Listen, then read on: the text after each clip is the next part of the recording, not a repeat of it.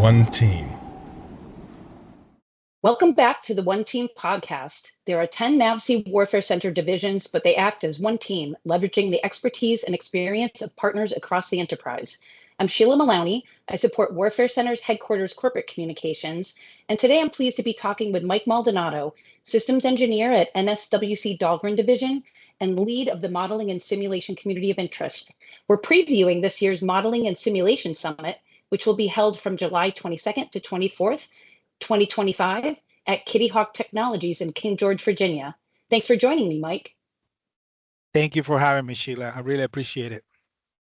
So this is the 7th annual summit organized and supported by the Modeling and Simulation Community of Interest, or COI, and this year's theme is Multidiscipline Analysis, Advancing Insights Across Multiple Fronts. This broad approach embraces collaboration across fields or disciplines to solve complex problems, and the Navy certainly has those.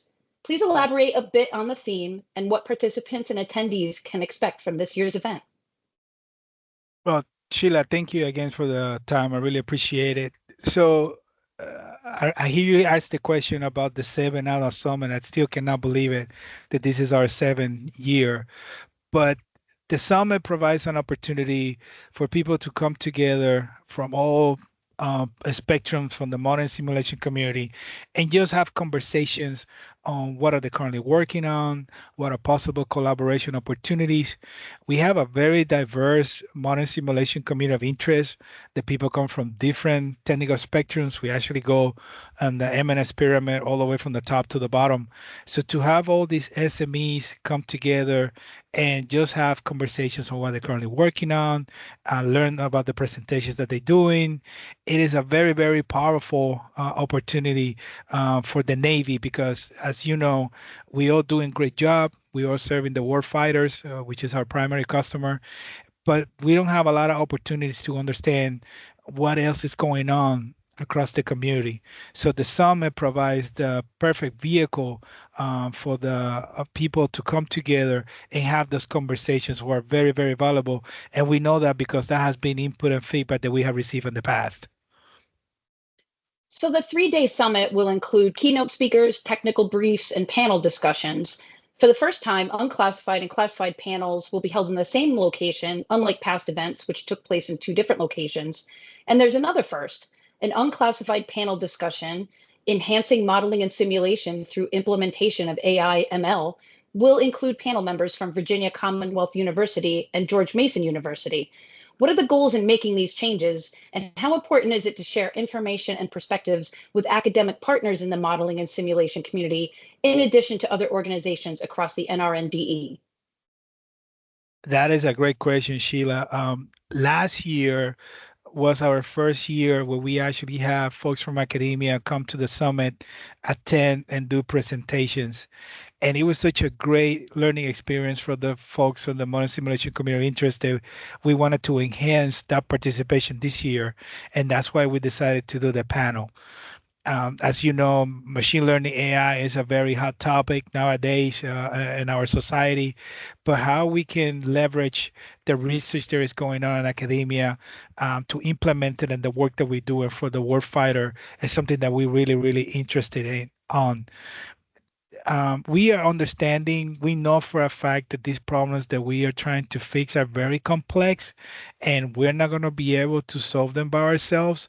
So we're going to need to have multiple partnership with academia, other research organizations to help us come up with answers because this is a big priority now for the Navy, for the DoD, and any type of cross-pollination opportunities that we provide. I think that will be very, very effective for the community going forward.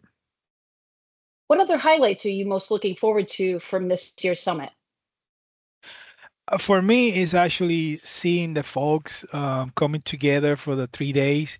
As you know, we're all super busy working on our projects and our tasks, right?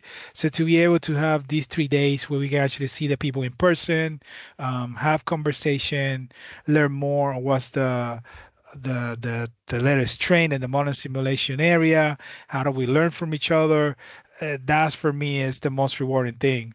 Every year after the summit is done, is completed, we actually receive feedback and input from the community of interest, saying thank you for putting this together. I'm going to be able to collaborate with so and so on this particular project. Now I know where I get data from, who I need to contact, and that for us is just like the biggest motivation to do this, because if we can help these collaborations and opportunities to establish partnership, that is a win not only for us but more importantly for the warfighter, and that's what we're here for. And I'm assuming that that's what has kept us going after these 7 years. Yes, we started super small. We only have people from Dahlgren in the first year. It was an internal M&S summit, but as we continue to do it, we started to receive interest from all the warfare centers, from other syscoms, and now we have people coming, flying in from other areas of the country, and now we have academia. So now it has become an event that is multi-organizational, and that is really important because we have learned that by providing opportunities for people from different perspective, technical areas, that provides such a benefit and knowledge, learning opportunities, right? One of the biggest problems that we encounter most of the time is like, how do we do things, leverage work that's been already done, that we don't have to reinvent the wheel. So for us, the summit is an opportunity to provide that awareness that people can learn and leverage what has already been done, because at the end of the day, everything that we can improve on our side would benefit greatly the warfighter.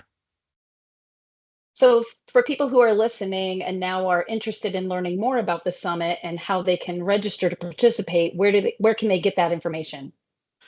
We will be posting the registration information in our wiki page at NAFC, but also they can contact me, Mike Maldonado, lead of the Modern Simulation Community of Interest, or they can also contact Sarita Wright. She is the chair for the Modern Simulation Summit this year. And if they cannot find either of us, they can always contact you, Sheila, and you can contact us, and we can provide all the information that is necessary. That's great. And we will definitely, when we post this interview internally, we can get that contact information on our wiki. Anybody who's listening to this externally and is interested in participating, look us up and find us. And what's the deadline? There is a deadline coming up pretty soon to register, right? Yes, the deadline is Friday, July 11th. Um, if we get more interest going forward, we can probably do an extension. But if you can, please register on the 11th, because we're trying to do our count on how many people are coming, and we're currently working in the agenda, setting up the topics, because July 22nd will be here before we know it. For sure. I think that just about wraps up this episode of the One Team podcast about the upcoming Modeling and Simulation Summit, which will take place July 22nd through 24th at Kitty Hawk Technologies in King George, Virginia. If you haven't already, make sure that you register by July 11th. Thanks again, Mike Maldonado, for joining me, and thank all of you for listening. Thank you so much, Sheila. Have a great day.